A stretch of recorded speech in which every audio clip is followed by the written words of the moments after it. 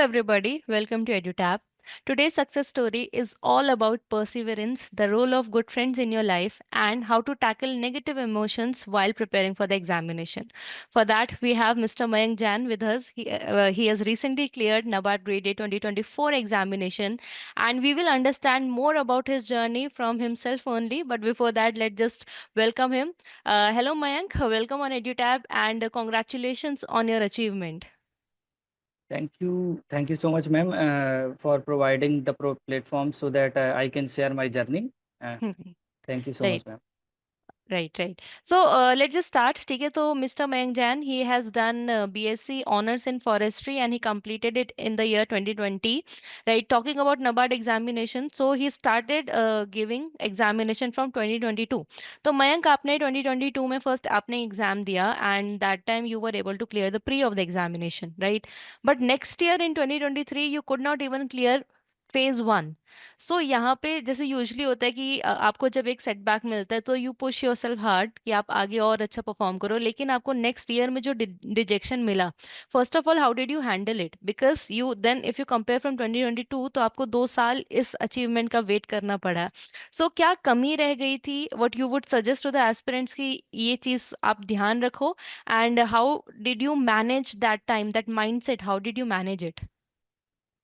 Ma'am, सबसे पहले तो मैं ये बताना चाहूँगा कि जब मैंने 2022 में अटैम्प्ट दिया था तो उसमें इजीली मेरा फेज़ 1 क्लियर हुआ था, और जब 2023 में दिया तो मैं बल्कि मोर और लेस ज़्यादा अच्छे से प्रिपेयर्ड था।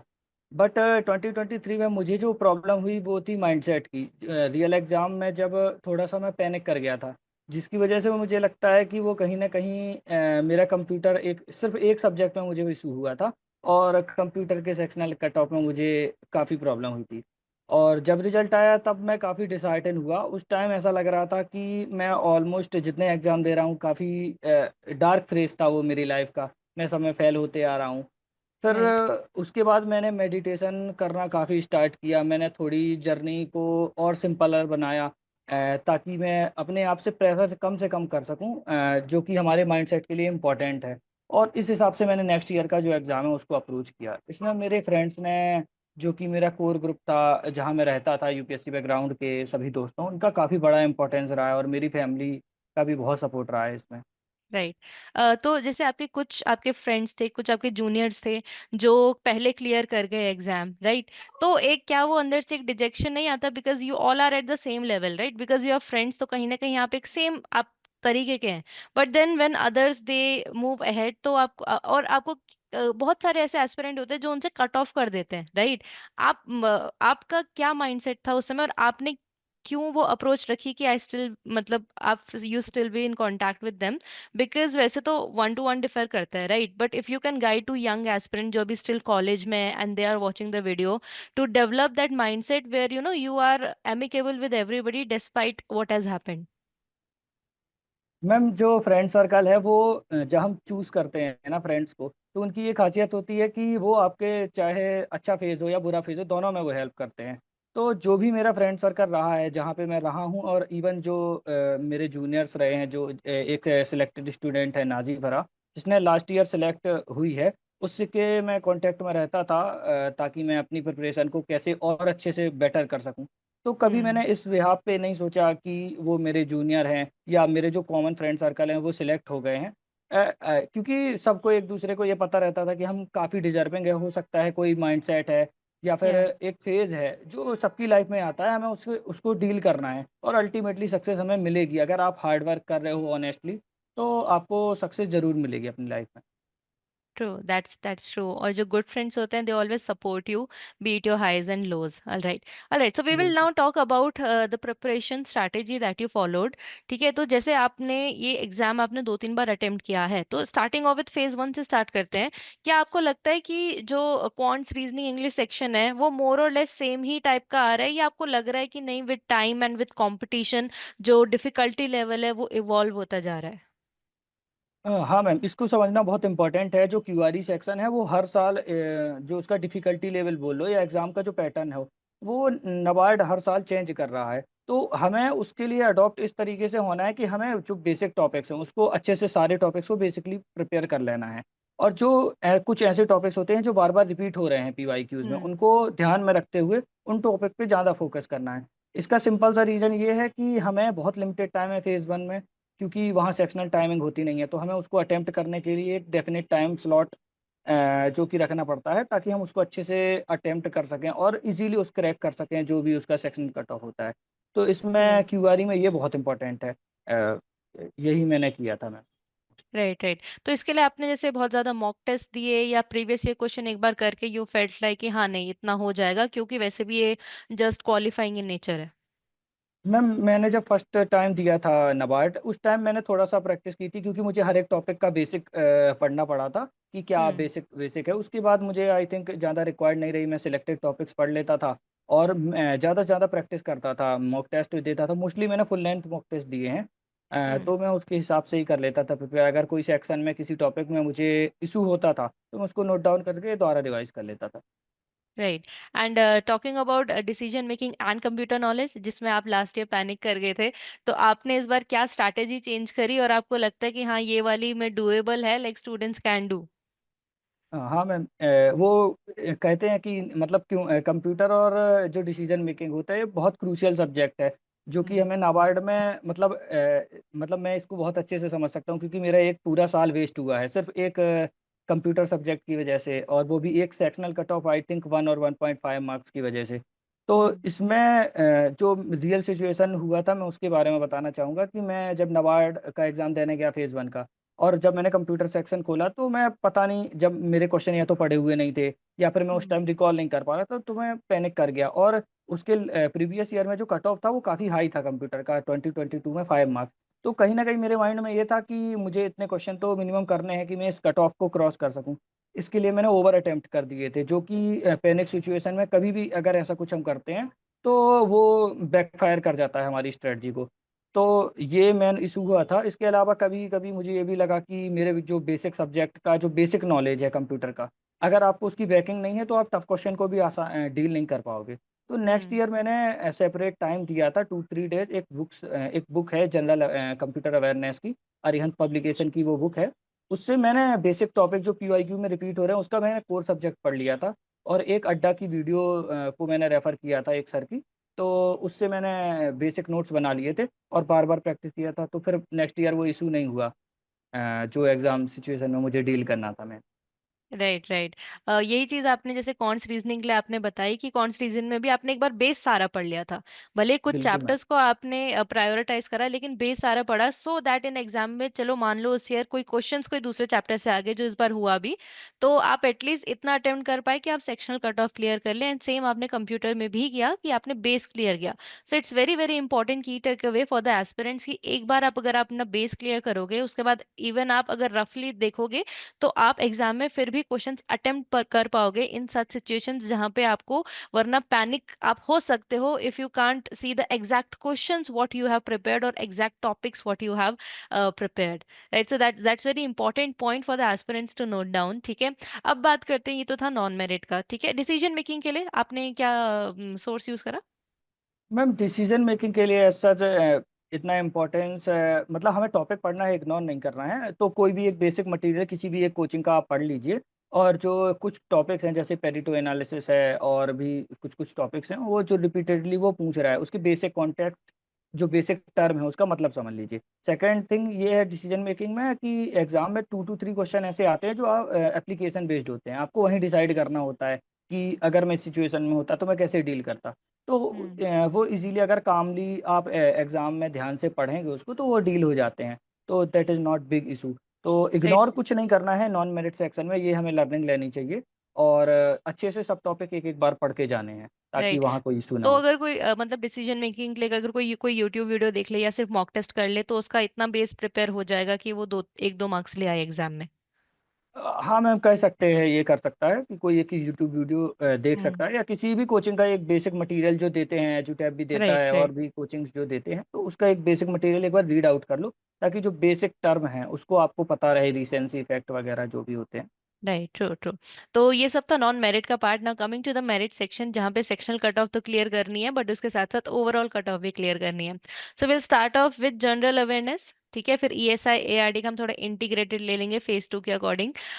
General awareness is very vast, right. और इस time again it was very different because इस बार फाइनेंस करंट अफेयर्स बहुत है, ठीक है। तो now if you compare the Mayank you were 1 year back, जो कंप्यूटर्स में पैनिक हो गया था क्वेश्चन देखे बिकॉज वो थोड़ा आउट ऑफ कंटेक्स्ट आ गए थे। And this years in general awareness जो मयंक ने जो कैसे उसको हैंडल किया, जहाँ पे एकदम आउट ऑफ द सिलेबस आप कह सकते हैं फिलहाल के लिए, it was never in the past years that have been asked, finance current affair काफी ज्यादा पूछे गए। So how this Mayank, this times Mayank different from the previous one? Yes ma'am, इसमें इंडिविजुअल टू इंडिविजुअल वैसे वेरी करता है आपके लिए क्या कौन सी सिचुएशन में क्या चीज़ काम कर रही है। हम्म। मेरे लिए मोस्टली चैंटिंग और मेडिटेशन बहुत इंपॉर्टेंट रहता है। हमारे जैन में एक फेमस मंत्र है नमोकार मंत्र, मैं उसको काफ़ी बार चैंट करता था जब भी मैं ऐसी कोई पैनिक सिचुएशन में रहता था, और मेडिटेशन के लिए मैं डीप ब्रेथ लेता था। क्योंकि ये समझना इंपॉर्टेंट है, अगर आप इवन 30-45 सेकंड का भी वो मेडिटेशन या ऐसी एक्सरसाइज आप एग्जाम ड्यूरेशन में भी कर रहे हैं, तो आपका बाकी का जो 2 आवर है वो बहुत कामली जाएगा। क्योंकि हमें जो 2 आवर हैं एग्जाम के वो बहुत इंपॉर्टेंट हम्म। है आपके सिलेक्शन और रिजेक्शन के लिए। इस चीज़ को मैं फेस ऑलरेडी कई बार कर चुका था in my UPSC journey also, in NABARD also. तो इस बार राइट। भी उन्होंने 2 सेक्शन में कुछ स्लाइटली टफर एंड पे क्वेश्चन दिए थे, एक जीए एक रीजनिंग। रीजनिंग का कट ऑफ उतना जाता नहीं, तो मैंने डील कर लिया था वो। बट जीए का जो सिचुएशन थी, तो मेरे से एक या दो क्वेश्चन ही थे जो मैं एकदम श्योर था कि ये मुझे आता है, और कट ऑफ ही इसी के अराउंड रहता है। बट मैं सेफर साइड होने के लिए मैंने उसको उस सेक्शन को 2 बार अटेम्प्ट किया, मतलब एक बार रीड किया और दूसरी बार पीछे से रीड किया। इससे मुझे हम्म। पूरे जो क्वेश्चन 20 थे वो मेरे माइंड में और समझ में आ गया कि यही क्वेश्चन है और इसको ही मैंने को डील करना है मैंने एग्जाम में। और फिर मैंने उसमें से सेलेक्ट कर लिया कि मुझे प्रीवियस नॉलेज पे कौन से क्वेश्चन करने हैं और कौन से क्वेश्चन लेफ्ट करने हैं। तो इसमें भी हम्म। मैंने पिछले बार की जैसी गलती नहीं की कि मैं ओवर अटेम्प्ट करूँ। मैंने बहुत कम अटेम्प्ट रखे, 5 to 6 क्वेश्चन ही अटेम्प्ट किए, जिसमें मेरी एक्यूरेसी 80% तक रही, और इजीली मेरा कट ऑफ जो जीए का था वो मैं निकाल दिया। तो राइट, राइट। ये 2 चीज़ें काफ़ी हेल्प करेंगी। Right, right. And finance current affair मतलब आपने क्या प्रिपेयर करा था ये, या इजी क्वेश्चन थे, लाइक डुएबल थे आपके अकॉर्डिंग? मैम, फाइनेंस का जो मतलब स्टैटिक विथ करंट उसको बोलना चाहिए, वो ऐसा था कि मेरा यूपीएससी बैकग्राउंड के चलते मुझे बेसिक जो टर्मिनोलॉजीज होती हैं उसके बारे में हम्म। मुझे आइडिया था। क्योंकि नबार्ड हम्म। की प्रिपरेशन ऐसी है जिसका बैकग्राउंड यूपीएससी में है उसको उतना इशू नहीं होगा स्टैटिक नॉलेज के रिगार्डिंग। बट जो एग्रीकल्चर बैकग्राउंड से उनको अपना पहले बेस स्ट्रॉन्ग करना पड़ेगा, फिर करंट अफेयर्स को उसके साथ इंटीग्रेट करके पढ़ाई करनी राइट। पड़ेगी। तो हम लोगों ने ये शेयर मार्केट है, मनी मार्केट है, इसको हमने बेसिक्स पढ़ा हुआ था, इसके कुछ क्वेश्चंस आए हुए थे। म्यूचुअल फंड का एक क्वेश्चन था, सर्टिफिकेट ऑफ डिपॉजिट का एक क्वेश्चन था, जो कि मुझे रिमेंबर आ गया था कि मैंने इसके बारे में कुछ पढ़ा है, तो इजीली मेरे से वो हो गया था। Right, right. एंड बाकी अगर हम टाइप देखें, जैसे जनरल अवेयरनेस में आपको क्या लगा, मतलब अगर आपको एस्पिरेंट्स को बताना हो कि किस टाइप के क्वेश्चंस जैसे पूछे जाते हैं जनरल अवेयरनेस में, तो आप क्या बोलोगे?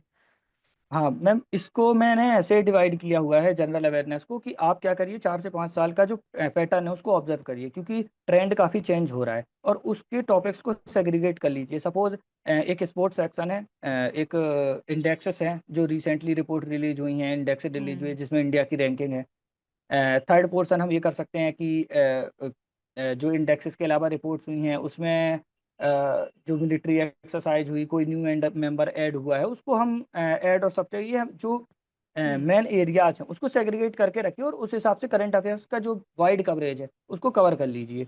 तो इस हिसाब हम्म। से हम जीए को आसानी से कवर कर सकते हैं, जो ट्रेंड पिछले सालों में बना आ रहा है। तो राइट, वो इजीली मार्क्स क्रैक कर लेगा। कुछ बेसिक अवेयरनेस आसपास की रखिए कि क्या चल रहा है, तो उस हिसाब से वो क्रैक हो जाता है। राइट। True, true. कुछ उनके कुछ सेक्शंस है उनमें से क्वेश्चंस आ जाते हैं। अब ऑफ कोर्स 21-20 तो एम भी नहीं करना चाहिए, बट जो जहाँ पे बिल्कुल। मेजोरिटी आप क्वेश्चंस आप ग्रैप कर सकते हैं वो वाले सेक्शंस को आप अच्छे से पढ़ो, वो हो जाएगा, ठीक है। एक लास्ट चीज जो मैं फेज 1 से पूछना चाहती हूँ कि आपने जो 2 आवर्स थे, क्या आपने कहीं ना कहीं माइंड में एक डिवीजन सेट करा था कि मैं इतना टाइम इतने सेक्शन को ही दूंगा, या यू वर मोर लाइक कि एक साइड से स्टार्ट करता हूँ एंड जितना हो सकेगा एक बार पूरा गो थ्रू करके and then I will choose a section जिसमें मुझे जाना है? हाँ मैम, इसके लिए मैंने ऐसा रिजिड टाइमिंग तो एलोकेट नहीं की थी, थोड़ी सी फ्लेक्सिबल थी, बट मोर और लेस ऐसा था कि एक पैटर्न था जिसके थ्रू मैं एग्जाम को अटेम्प्ट करता था। सपोज मेरा एआरडी पार्ट काफ़ी स्ट्रांग था, तो मैं एआरडी से स्टार्ट करता था, फिर मेरिट सेक्शन का ईएसआई और जीए को करता था। इसमें कंबाइनली अराउंड 55 to 1 आवर मैं इस हम्म। सेक्शन को इजीली कंप्लीट कर लेता था। फिर उसके बाद मैं नॉन मेरिट सेक्शन में अटेम्प्ट करता था क्यूआरई, जिसके मतलब मेरे अटेम्प्ट एकदम फिक्स होते थे कि मैं 6 to 7 क्वेश्चन या 8 क्वेश्चन करूंगा, ताकि सेफर साइड रहूं, और कट ऑफ अगर वेरी कर भी रहा है तब भी मेरा सिलेक्शन जो है वो रुके ना। और हम्म। आसानी से मैं उसको 10-15 मिनट्स ऐसा डिवाइड कर लिया था। और लास्ट में इंग्लिश वाले पोर्शन पे थोड़ा फोकस करना होता है, क्योंकि उसका जो कट ऑफ है वो कंपेरेटिवली जो अदर नॉन मेरिट सेक्शन है उससे उससे थोड़ा थोड़ा हाई ज्यादा जाता होता है। है। हम्म। तो इसमें हमें ये याद रखना है कि आपकी एक्यूरेसी कैसी है, वो हम मॉक टेस्ट से एनालाइज कर सकते हैं। ज़्यादा से ज़्यादा मॉक ट्रू। टेस्ट लगाइए, आपकी जितनी एक्यूरेसी उस हिसाब से आप उस क्वेश्चन के नंबर ऑफ क्वेश्चन कितने अटेम्प्ट करने हैं उसकी एक रेंज बना के जाइए एग्जाम में। फिक्स नहीं रखना है, रेंज रेंज रखना है हमें। तो उस हिसाब से राइट। मैंने किया था। True, true. So Mr. Mayank, he first attempted merit section because वहीं से आपकी overall merit बनती है। और एक बार that was done, then he went to non merit because आपको non merit में वैसे भी sectional cut off clear करनी है। If you start off with non merit और आप किसी एक section में अटक जाएं तो आपका मे बी जो main merit section है वो थोड़ा hamper हो सकता है उसमें marks। So that's also a good point for aspirants to write that you can start off with the merit section and go towards the non merit section in the examination. All right. So that was for phase one. So this time were you confident that you will clear phase one, या एक जो पिछली बार का जो आपको वो दुखा था शायद वो इस बार भी आपको कहीं ना कहीं प्रिपेयर करने के लिए फेस टू के लिए शायद प्रिपेयर ना कर रहा हो? मैम फिर इस बार मैंने काफ़ी कामली एग्ज़ाम को जो हैंडल किया था, तो मैं प्रिटी श्योर था कि मेरा फेज़ वन नहीं रुकना चाहिए। बट फिर भी मैं सेफ़र साइड पे इंश्योर होने के लिए मैंने एक बार रीजनिंग का, जो कि मैंने काफ़ी कम क्वेश्चन अटेम्प्ट किए थे, आई थिंक 4 और 5, तो मैंने हम्म। उसके बस चेक किए थे। मैं ज़्यादा पोस्ट एनालिसिस पे बिलीव नहीं करता हूँ, मैं खुद की एनालिसिस पे बिलीव करता हूँ कि मैं देखूंगा, मैं कामली सोचूंगा मैंने क्या एग्ज़ाम में परफॉर्म किया है, क्योंकि मैंने राइट। ऑलरेडी 2 से 3 बार एग्ज़ाम दे रखा है। और मेरा हम्म। जो एक भी बार सेक्शनल कट ऑफ हो, मतलब जो मेरिट सेक्शन का कट ऑफ है वो कभी रुका नहीं है, हमेशा जनरल हम्म। कैटेगरी से 5 to 10 मार्क्स एक्स्ट्रा ही रहे हैं मेरे। तो मुझे पता रहता है कि मेरे किस रेंज में मार्क्स रहेंगे। तो इसलिए मैंने बस एक सेक्शन का जिसमें मुझे थोड़ा सा डाउट था उसको मैंने क्रॉस चेक किया था, और मैं श्योर था कि मेरा हो जाएगा फेज वन की। Right, right. So did you so now let's talk about phase two preparation. ठीक है, तो पहले ईएसआई एआरडी से करते हैं। जो हमारे फेज वन और फेज टू में दोनों में पूछा जाता है, राइट? तो आपको क्या लगता है कि फेज वन और फेज टू के लिए दोनों के लिए ईएसआई और एआरडी में सेम प्रिपरेशन ही, इक्वल लेवल ऑफ प्रिपरेशन चाहिए, या there is difference of the depth in which the questions are asked in phase one and phase two? Ma'am बिल्कुल, फेज़ वन और फेज़ टू में काफ़ी difference है। उसके क्वेश्चन पूछने का तरीका, जैसे फेज़ वन में मोर और लेस सिमिलर क्वेश्चन होते हैं, ऐसे कि वो डायरेक्टली आपसे क्वेश्चन क्या करना हम्म। चाह रहा है वो पूछ लेता है। और फेज़ टू में थोड़ी डेप्थ में एनालिसिस, आपकी उसकी कॉन्सेप्चुअल क्लैरिटी और उसकी जो एप्लीकेशन पार्ट है वो चेक करते हैं। इसमें मैं एक जैसे एग्जांपल देना चाहूँगा कि इस बार एक क्वेश्चन आया था, आई थिंक रबी या खरीफ क्रॉप, जिसका मार्केटिंग सीजन पूछा था। तो ऐसे हम्म। क्वेश्चन वो फेज़ वन में पूछेगा, but similar question phase two में इस तरीके से आया कि एक क्रॉप है जो कि जून जुलाई में लगाई जाती है और हम्म। अक्टूबर में काटी जाती है, तो हमको उसको आइडेंटिफाई करना था कौन सी क्रॉप है, और उसमें क्रॉप का नाम पूछा था कि इस सीजन में कौन सी ओके। क्रॉप आती है। तो जिसका कॉन्सेप्ट हम्म। क्लियर होगा उसको फेज़ टू में उसका एप्लीकेशन पार्ट जो है उसमें काफ़ी हेल्प मिलेगी। तो हमें तैयारी जो है ईएसआई की और एआईडी इवन दोनों की इंटीग्रेटेड करनी है। इसके लिए हम्म। मैंने नोट्स बनाए थे। सबसे पहले मैं ईएसआई के बारे में बताना चाहूँगा कि ईएसआई में हम्म। मैंने मेनली 2 सोर्स रखे थे, पीआईबी और रिपोर्ट्स पार्ट, जो मोस्टली ईएसआई में मतलब पूछा जाता है। और उसको भी मैंने इंटीग्रेटेड प्रिपरेशन की थी। स्टैटिक नॉलेज इसलिए क्योंकि मेरा यूपीएससी बैकग्राउंड था, तो मोर और लेस क्लियर था, तो उसमें मुझे ज़्यादा फोकस नहीं करना पड़ा। But current hmm. अफेयर्स को मैं हमेशा इंटीग्रेट करके प्रिपरेशन करता था। और पीआईबी को मैंने ओरिजिनल वेबसाइट से फॉलो किया था। उसके बाद किसी भी एक मंथली कंपाइलेशन को मैं फॉलो कर लेता था कि इन केस कोई न्यूज़ है जो छूट तो नहीं गई है, हम्म। तो इसलिए हम्म। मैं उसको ओवरथ्रू कर लेता था। इसके लिए मैंने क्रैक ग्रेड बी का जो कंपाइलेशन रहता है उसको मैंने फॉलो किया था। फॉलो और किया। स्कीम्स स्पेसिफिकली के लिए मैंने स्कीम बूस्टर जो एजुटैब देता है उसको मैंने हम्म। रिग्रेसली फॉलो किया था, क्योंकि स्कीम ऐसा पोर्शन है जो फेज़ वन और फेज़ टू दोनों में ही डेप्थ में हमको प्रिपेयर करना पड़ेगा। इवन मैंने राइट। बियॉन्ड इसके एक्सरसाइज भी की थी कि मैंने इंडिविजुअल जो इम्पोर्टेंट स्कीम है, नॉट ऑल, उसकी वेबसाइट पे, जो ओरिजिनल वेबसाइट है उस पर जाके उसकी डिटेल गाइडलाइन मुझे अगर मिल रही है, जैसे एमजी नरेगा जो ऑलरेडी मेंशन है हम्म। सिलेबस में, उसका descriptive hmm. Question can be asked, तो मैंने उसको हम्म। प्रिपेयर किया था ओरिजिनल साइट से। और एक इम्पॉर्टेंट चीज़ जो शायद स्टूडेंट के लिए काम करे, ये जो एग्रीकल्चर और रूरल डेवलपमेंट की स्कीम्स है उसके एफएक्यूज को जरूर पढ़ें। फ्रीक्वेंटली आस्क्ड क्वेश्चन जो उनकी हम्म। मिनिस्ट्री की वेबसाइट पे होते हैं, उससे उनको कंसेप्चुअल क्लैरिटी काफ़ी होगी। क्योंकि वो फ्रीक्वेंटली आस्क्ड क्वेश्चन इसीलिए डाले जाते हैं कि जो बेसिक किसी को स्कीम के बारे में नहीं पता है, तो वो कैसे राइट। उसको बेनिफिट को अवेल कर सकता है।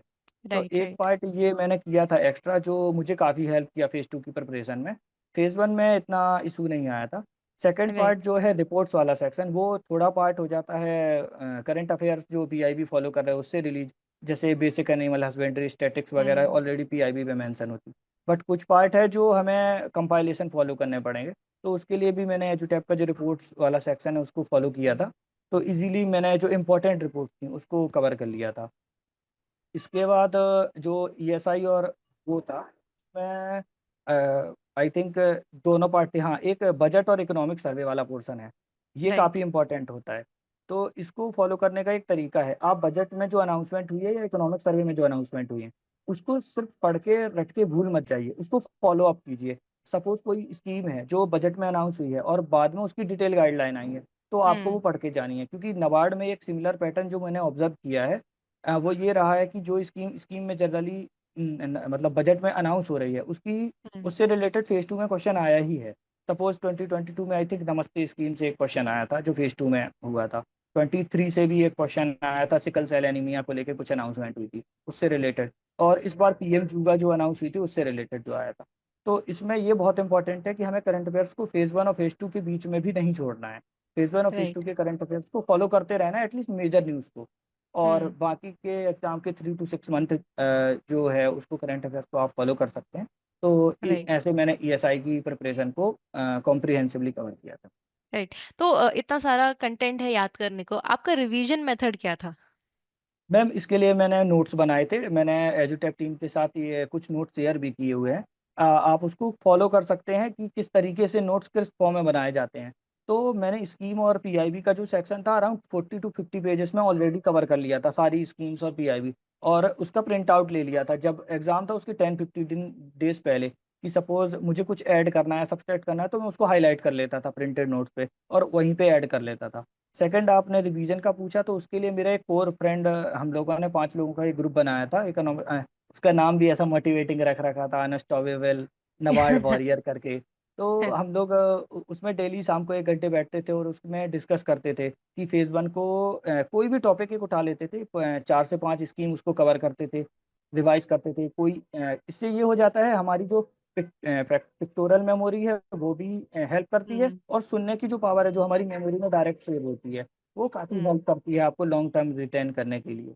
तो इसके लिए मैंने ये फ़ॉर्मूला मतलब अडॉप्ट किया था रिवीजन के। Right right. And for ARD? Ma'am AID के लिए कॉम्प्रिहेंसिव स्टडी के साथ हमें डेप्थ में थोड़ा-सा पढ़ना पड़ेगा एआईडी को। तो चूँकि मेरा बैकग्राउंड था मैं फॉरेस्ट्री से ग्रेजुएट हूँ और मैंने हम्म कहीं कुछ हद तक एग्रीकल्चर भी पढ़ा हुआ था और साथ में मैं एएफओ एग्ज़ाम को भी मतलब फ़ॉलो कर रहा था। टारगेट तो करे थे। जिसकी वजह से हाँ मैम, तो मैं कुछ ना कुछ उसके लिए पढ़ते रहता था एग्रीकल्चर। इसके लिए मैंने 2 बुक मेनली फ़ॉलो की थी।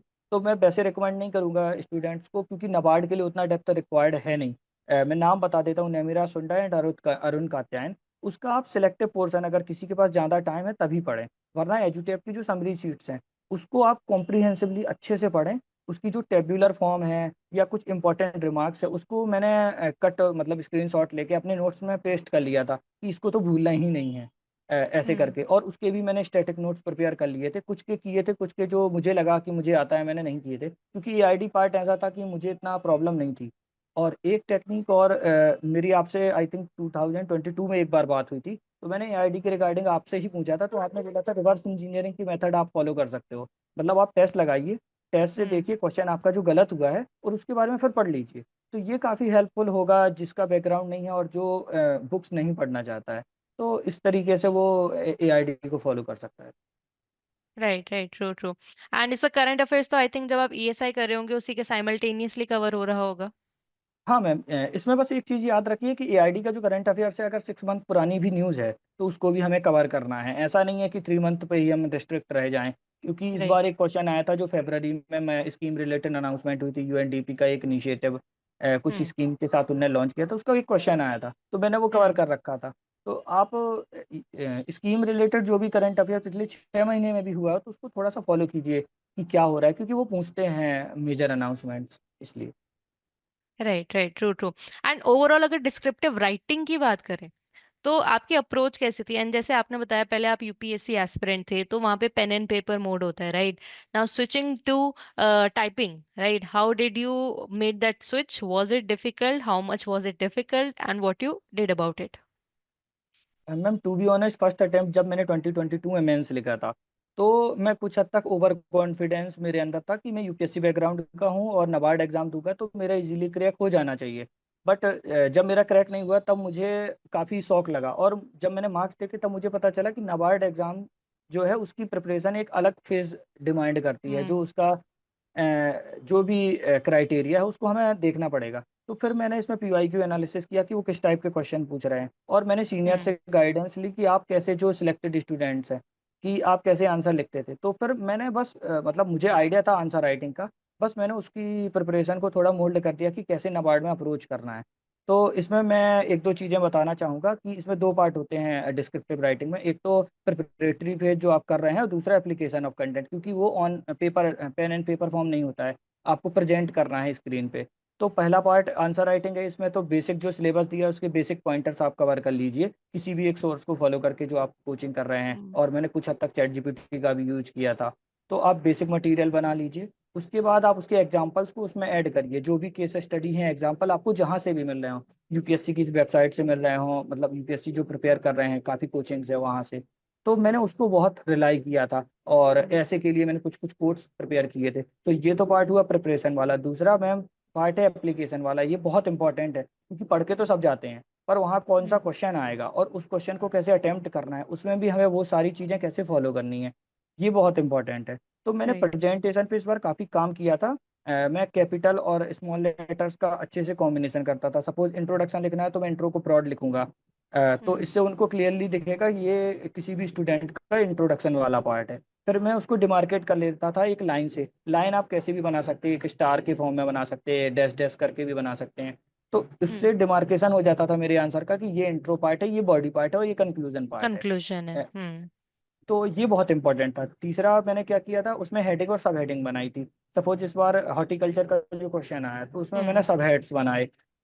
तीन पार्ट जो ऑलरेडी डिमांड ऑफ क्वेश्चन है जो कि आपको समझना पड़ेगा, उसके हिसाब से तीन पार्ट्स बन रहे थे उसके। तो हम्म। उसके अंदर मैंने एवरी हेड में चार चार पॉइंट बनाए, और उस हेडिंग को भी ब्रॉड किया ताकि उनको आइडिया लगे कि ये किस बारे में लिखना चाहता है। और जो लास्ट में हम्म। मैंने उसको सब्सटेंशिएट करके एग्जाम्पल लिखा। तो ऐसे कॉम्प्रिहेंसिव प्रिपरेशन मैंने की थी, और ये पहले से ही किया है, ऐसा नहीं कि वहां जाके मैंने कुछ नया किया हो। ये मैं पहले से प्रैक्टिस ऐसे आंसर्स को करता था। मैंने कुछ आंसर स्क्रिप्ट भी आपके साथ शेयर किए हैं। तो आप प्रिपरेशन करते वक्त ही ऐसी तैयारी कर लें हम्म। कि जो हेडिंग सब हेडिंग वाला पार्ट है वो आप कवर कर लें, और वहां पे रिकॉल कर सकें। इसमें ब्रेन राइट। स्टॉर्मिंग भी आपको काफी हेल्प करेगी। तो राइट। ऐसे एंड डिस्क्रिप्टिव को मैंने करी। राइट एंड क्या आप डिटेल में वर्ड लिमिट का क्या रोल प्ले होता है, आप उसको एक्सप्लेन कर सकते हैं? हाँ मैम, इसके रिगार्डिंग तो अभी भी काफी कॉन्स्पिरेसी है, कोई कुछ बोलता है, हम्म। तो मैं ऐसे वो नहीं करना चाहूंगा। बट एक चीज मैं स्ट्रिक्टली बोल सकता हूँ कि वर्ड लिमिट मैटर करती है। आप अपनी लिमिट के हिसाब से जितना आप क्रॉस कर सकते हो उतना करिए, पर ये नहीं है कि कम वर्ड लिमिट लिखने पे आप रिजेक्ट हो जाएंगे। क्योंकि इस बार मैंने around 1500 to 1600 word limit reach की थी, जो कि 2000 पूछे जाते हैं। और इसके पहले अटेम्प्ट में मैंने काफ़ी कम की थी। तो ऐसा नहीं है कि मैंने इंप्रूव नहीं किया, मैंने इंप्रूव किया अपने लेवल पे जो मेरी स्ट्रेंथ थी। सेकंड पार्ट, मैंने एप्लीकेशन पार्ट बहुत, जो मैंने अभी आपको पूरा प्रोसीजर बताया कि मैंने अपने कंटेंट की प्रेजेंटेशन पे काफ़ी काम किया है इस बार। तो मुझे हम्म। लगता है हम्म। ये दोनों पार्ट अगर आप एक साथ कर लेते हो तो डिस्क्रिप्टिव में 40 to 45 मार्क्स आपके लिए, मतलब इजीली आप क्या फैच कर सकते हैं ma'am. Right. Right. And for English did you prepare separately, या आपको लगता है ESI ARD preparation helps with ESI English also? Ma'am कुछ हद तक तो सिमिलर होता है, क्योंकि जो कंटेंट है ESI और ARD में आप मोस्टली उसको ही यूज करने वाले हो ऐसे में। बट उसकी एक पैटर्न को आप फॉलो कर लीजिए कि किस टाइप के क्वेश्चन को आपने फॉलो किया है। इसमें मैंने नरवीर सर से 1 to 1 डिस्कशन किया था, तो उनने कुछ 4 से 5 पार्ट बना रखे थे कि किस टाइप से क्वेश्चन आता है। एक ARD बेस्ड टॉपिक आएगा, एक ESI बेस्ड आएगा, एक सोशल लाइफ से रिलेटेड आएगा, समथिंग लाइक दैट। तो हम्म। उन्होंने बोला था कि आप फ्लो पे ज़्यादा इंपॉर्टेंस रखिए, कि आपका जो आंसर है, क्योंकि कंटेंट एक लिमिट के बाद आपका जो है वो तैयार हो जाता है। एग्जॉस्ट हम। तो हम्म। हाँ जी मैम, तो ऐसे में ये है कि आप फ्लो पे बहुत ध्यान रखिए, जो बेसिक स्पेलिंग मिस्टेक्स है वो मत करिए, ग्रामरली पे रिपीटेडली आप मिस्टेक्स को चेक करिए, कहाँ पे कॉमा लगाना है, कहाँ इन्वर्टेड कॉमा आप लगा सकते हो, कोई अगर हाईलाइट करना है आपको वर्ड, क्योंकि उसमें तो ऐसा है कि हम्म। ब्रॉड भी नहीं लिख सकते, आप कैपिटल में भी नहीं लिख सकते, क्योंकि फिर वो पंक्चुएशन एरर दिखा देगा वहाँ पे। तो उसको आप अच्छे से फॉलो करिए कि मैं कहाँ कौन सा पार्ट डाल सकता हूँ। और इसमें वर्ड लिमिट का बहुत इंपॉर्टेंस होता है। इंग्लिश में आप कोशिश करिए कि क्योंकि उसमें ज़्यादा टाइम का ऐसा क्रंच होता नहीं है, इज़िली आप हम्म। वर्ड लिमिट को रीच कर सकते हैं, तो उसमें वर्ड लिमिट आप अच्छे से रीच कीजिए, तो ऐसे मैंने ऐसे की प्रिपरेशन की। Right right, true true. Right, and were you confident with your face to exam, या आपको लगा कि बिकॉज बहुत अनसर्टेन है, तो आपका फेस टू बिल्कुल। के बाद आपको, और आपको अगर कॉन्फिडेंस था तो आपको ऐसी क्या चीज थी जिससे आपको लगा कि नहीं, I I am on the other side of the this journey? हाँ मैम, इसमें मैंने वही, एक तो मैं एग्ज़ाम के आने के बाद खुद को 1-2 दिन के लिए कट ऑफ कर देता था पूरी सोशल मीडिया से, ताकि जो अननेसेसरी डिस्कशंस एक ग्रुप में होते हैं, उससे मैं हम्म। इफ़ेक्ट नहीं हो सकूँ। ये बहुत इम्पोर्टेंट है आपके मेंटल पीस के लिए। उसके बाद राइट। मैं इस तरीके से सोचता था, क्योंकि मैंने 2022 का अटेम्प्ट दिया था, उस बार मैंने मेंस भी लिखा था। तो मैं स्लाइटली कंपेयर करता था कि उस टाइम मैंने कैसे लिखा था और इस बार मैंने अपनी प्रिपरेशन में क्या चीज़ें ऐड की हैं। और हम्म। एग्ज़ामिनर कोई भी एक बेसिक एग्ज़ामिनर है, तो वो मिनिमम मार्क्स मुझे कितने देगा और मैक्सिमम कितने, तो इस हिसाब से मैंने एक रेंज अपने दिमाग में बनाई थी, तो मैं थोड़ा कॉन्फिडेंट था। सेकंड ऑब्जेक्टिव पार्ट जो था वो मेरा ठीक गया था, मेरे एवरेज मार्क्स आ रहे थे, तो कुछ हद तक मुझे लग रहा था, बट जैसा आपने बोला अनसर्टेन होता है, तो फिंगर क्रॉस थी, तब तक मैंने मोस्टली अदर एग्ज़ाम में एएफओ को भी प्रिपेयर कर रहा था, तो उसमें मैंने टाइम उसमें इन्वेस्ट आपने किया। वहाँ पे टाइम इन्वेस्ट आपने स्टार्ट कर दिया, alright. And finally when the result was out, ठीक है, तो आपने इंटरव्यू के लिए कैसे प्रिपेयर करा, और आपका interview then what sort of questions that were asked to you? Ma'am, interview phase एक मतलब ऐसे बोल सकते हैं कि ये बहुत क्रूशियल फ़ेज़ है, क्योंकि आप एग्ज़ाम के लास्ट पॉइंट पे आ गए हैं और वहाँ से सिलेक्ट ना होना एक बहुत ही डिसहार्टन फ़ीलिंग होती है। और मैंने ट्रू। काफ़ी स्टूडेंट उनसे बात की है, जिनका रिपीटेडली 1 या 2 बार से इंटरव्यू रुक रहा था। तो मैं एक चीज़ अपने दिमाग को मैंने फर्स्ट डे से ही प्रिपेयर करने को बोल दिया था कि मेरे मार्क्स जो हैं वो मेंस के कट ऑफ से 1 मार्क्स ही ज़्यादा होगा। मुझे इस हिसाब से प्रिपरेशन करनी है कि मुझे अपना बेस्ट देना है इंटरव्यू में। तो राइट। ये बहुत इम्पोर्टेंट है आपकी मेंटल स्टेबिलिटी के लिए, ताकि आपका जो माइंड है वो वैसे ही रिएक्ट करे इंटरव्यू प्रिपरेशन के लिए, क्योंकि इस टाइम आते-आते काफ़ी स्टूडेंट मैंने देखा है जो कैज़ुअल हो जाते हैं, तो हमें हम्म। ऐसा नहीं करना है। अब आते हैं प्रिपरेशन वाली फ़ेज़ पे, तो इसमें एक तो ये पार्ट है कि आप नाबार्ड की एनुअल रिपोर्ट को थॉरोली प्रिपेयर करिए। और हाँ, मैं एक पार्ट बीच में बताना भी भूल गया था, नाबार्ड की एनुअल रिपोर्ट अब प्री और मेंस के लिए भी उतनी ही इम्पोर्टेंट हो गई है, जितनी हम्म। इंटरव्यू के लिए, इंटरव्यू के क्योंकि लिए। कि काफ़ी क्वेश्चन फेज़ 1 में भी आए थे, काफ़ी क्वेश्चन फेज़ 2 में भी आए थे एनुअल रिपोर्ट से। और इसका मैं एक और बेनिफिट जो स्टूडेंट मतलब अगर चाहें, उनके पास टाइम हो तो अप्लाई कर सकते हैं। उसमें केस स्टडीज़ काफ़ी दी होती हैं टॉपिक वाइज़, उसको आप प्रिपेयर कर सकते हो, उसको अपने आंसर्स में इंटीग्रेट कर सकते हैं। मैंने कुछ हद तक हम्म। कोऑपरेटिव्स और ड्राईलैंड एग्रीकल्चर का जो क्वेश्चन आया था, उसमें मैंने ये किया था कि आप अपनी जो केस स्टडीज़ वाला पार्ट है, उसको हम्म। कितना, मतलब मैंने काफ़ी केस स्टडी डाली थी। एक आंसर में तो मतलब 5 टू 6 डाल दी थी, इतना तक मेरे पास थी, क्योंकि मेरे पास काफ़ी हम्म। कॉम्प्रिहेंसिव वैसे था, स्टडी थी। तो आप हम्म। ऐसे कर सकते हैं। तो नाबार्ड एनुअल रिपोर्ट इंटरव्यू के लिए फॉलो कीजिए। दूसरा एचआर बेस्ड क्वेश्चन है। तो एचआर बेस्ड क्वेश्चन में मेरे फ्रेंड सर्कल ने काफ़ी हेल्प की है मेरी, जो यूपीएससी में मेरे साथ थे, मेरे 3 फ्रेंड हैं, मतलब अनाबिल, उत्सव एंड ऋषभ। इन्होंने 1 टू 1 मेरे साथ इंटरेक्शन किया था और उसके बाद एक साथ इंटरव्यू लिया था, तो ऐसे 4 मॉक लिए थे। इसके अलावा मैं कोचिंग के भी मॉक्स देता था, ऐसा नहीं है, क्योंकि मुझे नाबार्ड वाली प्रिपरेशन को भी उसी तरीके से डील करना था।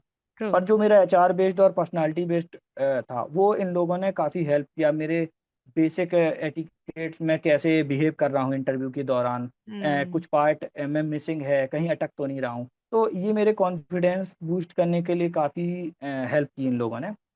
दूसरा मैम ये है कि इंटरव्यू के लिए सबसे इम्पोर्टेंट ये है कि आप अपना बैकग्राउंड जो है, उसको बहुत अच्छे से प्रिपेयर कीजिए। जो आपने डाफ भरा है, डाफ हम्म। रिलेटेड क्वेश्चन से ही वो पूछेंगे, क्योंकि उनके पास एज़ सच वो बैकग्राउंड तो होता नहीं है। एक 4 पेजेज़ का राइट। जो डाफ है, उससे ही उनको क्वेश्चन फॉर्म करने हैं और उससे ही उनको पूछना है। तो जब भी आप डाफ भरें, बहुत सोच समझ के बहुत आराम से भरें, ऐसा नहीं कि एक दिन में ही कंप्लीट कर लिया।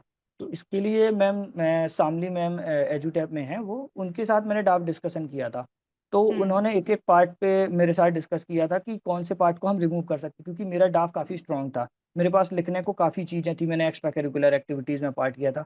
तो हम्म। मैंने काफ़ी चीज़ें उसमें इनपुट्स डाल रखे थे। कि इस वाले पार्ट से वो क्वेश्चन पूछ सकते हैं, इस वाले पार्ट हम्म से। और जो मेरा बेसिक पर्सनालिटी वाला था, तो मैंने अर्लियर पीएम से भी टॉक किया है, तो मतलब कॉन्फिडेंस की ऐसा कमी नहीं थी। मैं अच्छे हम्म से, बस मुझे एप्लीकेशन वाले पार्ट पे ज़्यादा फोकस करना था कि मैं कैसे प्रेजेंट कर सकूँ खुद को। तो इसमें हम्म उन्होंने काफ़ी हेल्प की कि आप इस वाले पार्ट को कट कीजिए, इस वाले पार्ट को ऐड कीजिए। तो ऐसे हम्म मैंने डाक पे फोकस करके कुछ क्वेश्चन पहले से प्रिपेयर किए और हर क्वेश्चन का आंसर बनाया। ऐसा नहीं कि आप सोच हम्म रहे हैं ये क्वेश्चन आएगा तो ये मैं बदल दूँगा, ये प्रिपरेशन में आपको उतना कॉन्फिडेंस नहीं आएगा जितना आप लिख के प्रैक्टिस करेंगे। तो मैंने टाइप करके ही कुछ-कुछ आंसर बना लिए थे रफ फॉर्म में, कि मैं इस क्वेश्चन का हम्म आंसर ऐसे दूँगा, इस लाइन पे दूँगा। और मोर और लेस मेरे 50 टू 60% क्वेश्चन क्रैच भी हुए, क्योंकि आप इंटरव्यू डायरेक्ट भी कर सकते हैं। आप क्या बोल हम्म रहे हैं नेक्स्ट क्वेश्चन उस पे ही डायरेक्ट होगा। तो ट्रू। ये था मैम। राइट, और आपका मेन इंटरव्यू कैसा गया, और क्या क्वेश्चंस पूछे गए? मैम मेन इंटरव्यू काफ़ी अच्छा था। मेरा अर्ली मॉर्निंग में ही इंटरव्यू हो गया था, मतलब पूरे होल डे में मैं सेकंड पर्सन था जो कि जाने वाला था। हम्म दूसरा ये था, काफ़ी कॉर्डियल रहते हैं, वो अच्छे से वेलकम करते हैं आपको। एक छोटा-सा इश्यू मुझे जो लगता था कि शायद मैं इंग्लिश में इंटरव्यू नहीं दूँगा, मैंने हिंदी अडॉप्ट की थी कि मैं हिंदी में ही इंटरव्यू दूँगा। तो मुझे कहीं न हम्म कहीं माइंड में ये लग रहा था कि ये मुझे बैकफ़ायर ना कर जाए।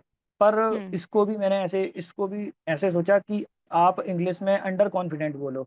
इसको कंपेयर करें हिंदी में, आप कॉन्फिडेंटली और अच्छे से ट्रू। प्रेज़ेंट कर पाओ खुद को, क्या बेटर है। हम्म तो हम्म इसलिए मैंने थोड़ा-सा एक रिस्क ये लिया कि मैं अपनी बात को अच्छे से रखा उनके सामने और हम्म कॉन्फिडेंटली मैंने ऑनेस्टली आंसर दी, क्योंकि वो जो लोग होते हैं, वो बहुत एक्सपीरियंस है। वो हम्म 5 से 10 मिनट के इंटरव्यू में भी आपकी पर्सनैलिटी को ईज़िली समझ सकते हैं। तो आप फेक मत हम्म बनिए। आप ऑनेस्टली जवाब दीजिए। आपका अगर 3-4 ईयर का, जैसे मेरा 4 ईयर का गैप था, तो आप उसको जस्टिफ़ाई कर हम्म दीजिए कि आपने क्या किया है। उस ऐसा कोई ये नहीं है कि गैप ईयर है तो उसको कैसे जस्टिफ़ाई करूँगा, या और क्वेश्चन हम्म जो हैं उसको मैं कैसे डील करूँगा। मेरे पास भी ये डाउट हम्म थे, बट उसको आप ऑनेस्टली आंसर करिए, वो ग्रेसफुली एक्सेप्ट करते हैं rather than being a fake. Right right, true true. Right. And so after interview, like you said, आपको लगा आपने बहुत अच्छे से कॉन्फिडेंटली आपने आंसर किया, right? But still as an aspirant you have that doubt till the result is out कि मैं इसकी जगह ये बोल सकता था, कहीं मैंने ये गलत तो नहीं बोल दिया।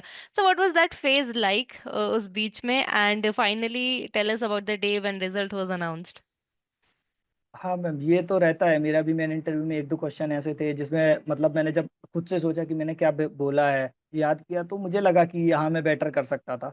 बट वो एक हम्म पार्ट है आपकी प्रोसेस का। ऐसा नहीं हो सकता कि 100% आप एकदम सभी क्वेश्चन के आंसर परफेक्टली दे सकें।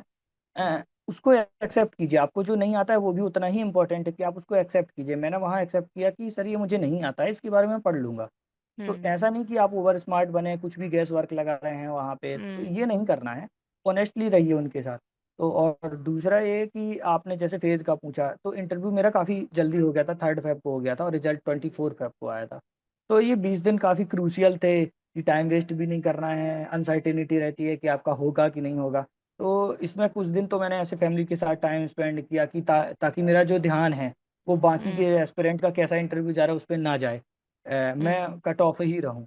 दूसरा मैंने ये किया कि मेरे कुछ फ़ेवरेट सब्जेक्ट्स हैं, मैं उसको पढ़ लेता था, ताकि मेरा जो ध्यान है वो डाइवर्ट ही रहे कि डाइवर्ट रहे। ए हम्म हाँ, हेक्टिक नहीं रहना, क्योंकि जितना काम रहोगे उतनी ग्रेसफुली आप रिज़ल्ट को एक्सेप्ट कर पाओगे। और हम्म ऐसा था कि मैंने ऑलरेडी 2 से 3 साल में काफ़ी फेल्योर्स को देख लिए थे। तो एक ये था माइंड में कि मैंने इस बार जो प्रिपरेशन की है वो काफ़ी ऑनेस्टली और हार्ड वर्क के साथ की है।